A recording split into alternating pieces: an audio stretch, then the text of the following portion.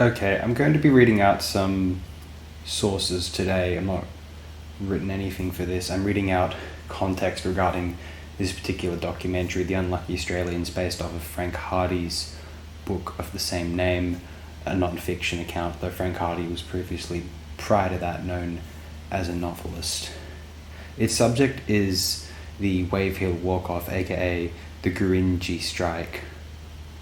The Wave Hill Walk-Off, initially I'm reading out the intro from the Free Encyclopedia just so we have a brief overview.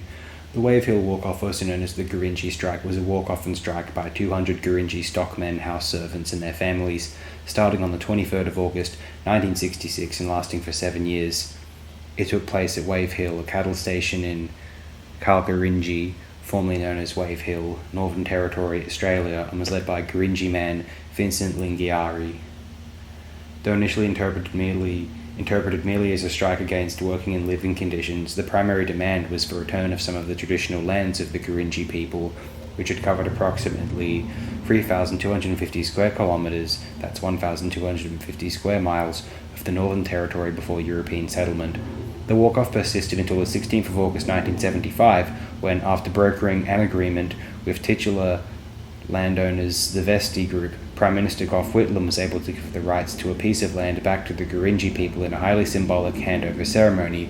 It was a key moment in the movement for Aboriginal land rights in Australia, which is one of the main events leading to the passing of the Aboriginal Land Rights Act 1976. This legislation was the basis on which Indigenous Australians could apply for freehold title to traditional lands in the Northern Territory.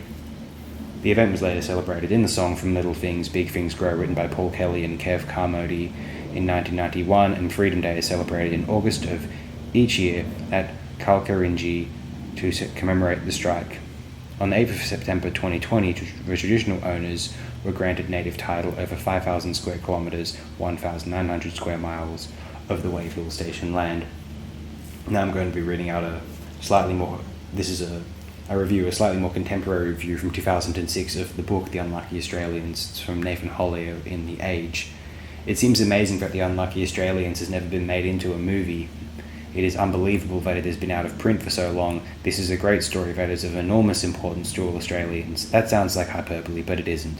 In 1967, Frank Hardy, author, yarn spinner, and political radical, became disillusioned of the shallow consumerism of Sydney and hitchhiked into outback New South Wales, through the back blocks of Western Queensland and across to Darwin, searching for the real Australians made legendary by Henry Lawson and Banjo Patterson. What he found instead was the reality of Australia's unofficial apartheid. You have travelled into the heart of the land, and all you have learnt is what you have known for more than 20 years. The Aboriginal people are treated worse than any minority on earth, and Australians don't care, or caring, turn their backs. In Darwin, Hardy met Dexter Daniels and other Aboriginal leaders who had initiated a strike of Aboriginal pastoral workers on one of the British and American-owned properties in the region, that of Lord Vesti. The Aborigines lived in poverty and worked for subsistence rations of salt, beef and bread. Hardy travelled back and forth between Sydney and the Territory, at one stage bringing Aboriginal leaders Daniels and Lungiari down south, holding press conferences, lobbying politicians, writing newspaper articles and raising money to keep the strike going. But Hardy slowly came to realise that what the Gurindji Aboriginal people wanted was not only fair pay, but land and the right to self-determination.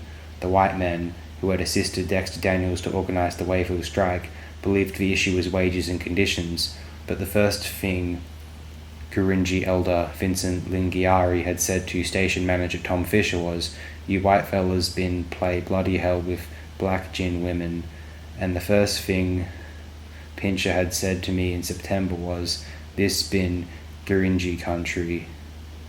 The Gurindji struggle marked the birth of the modern land rights movement, and their victory ultimately led on to Mabo. Speaking at Hardy's funeral, Gough Whitlam noted the legal and humanitarian implications of the Gurindji victory, which went far beyond Australia. As Paul Kelly famously sang of these events, "From little things, big things grow." The book was groundbreaking in its structure, containing transcripts of the Aborigines' personal stories, an early Australian example of new journalism, and Hardy enunciated a view of Australian history that became highly influential, namely that Australian culture developed as an enthusiastic extension of, rather than in opposition to, British imperialism. This handsome new edition marks the 40th anniversary of the original Gurindji walk-off. And now a piece on the 1973 film sourced from the website TV Black Box. The Unlucky Australians documentary finally gets a TV premiere. In 1973, British filmmaker John Goldschmidt travelled to Australia to make a film for Associated Television UK. Having supported the American civil rights movement in the United States and people's democracy in Northern Ireland, Goldschmidt arrived determined to make a film about the unfolding struggle for Aboriginal rights. After visits to Alice Springs and Darwin, Goldschmidt went to Sydney where he met the author Frank Hardy. Soon the filmmaker had his story. At Manly, Hardy provided Goldschmidt with an account of the Wave Hill Walk-Off and of the Gurindji people's ongoing campaign for land rights. Having been closely involved with the walk-off of Aboriginal stockmen from Lord Vestey's cattle station in 1966, Hardy had remained an ardent supporter of the Gurindji and their struggle to reclaim their ancestral homelands. Hardy's book on the walk-off, The Unlucky Australians, had also played a vital role in communicating the situation in the Northern Territory to audiences across Australia and overseas. Now Goldschmidt, his crew and Hardy travelled north to commit the Gurindji story to film. The film documents the reenactment of the Gurindji walkout from the Vestey's cattle station at Wave Hill in 1966 and their subsequent setting up of a permanent community at Waddy Creek. Following this, they filed a suit for the return of their traditional land. Throughout the film, Gurindji leader Vincent Lingiari and Frank Hardy talk on the progress, or lack thereof, of the Gurindji people's ongoing campaign for land rights. The film contains a restricted sequence of ceremonial enactment at a Gurindji rock art site.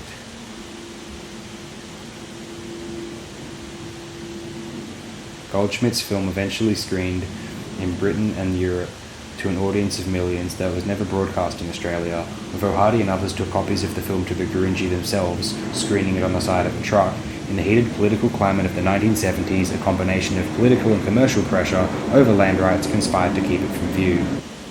It finally screened in Australia in selected places in 2016, the 50th anniversary year of the Wave Hill Walk-Off.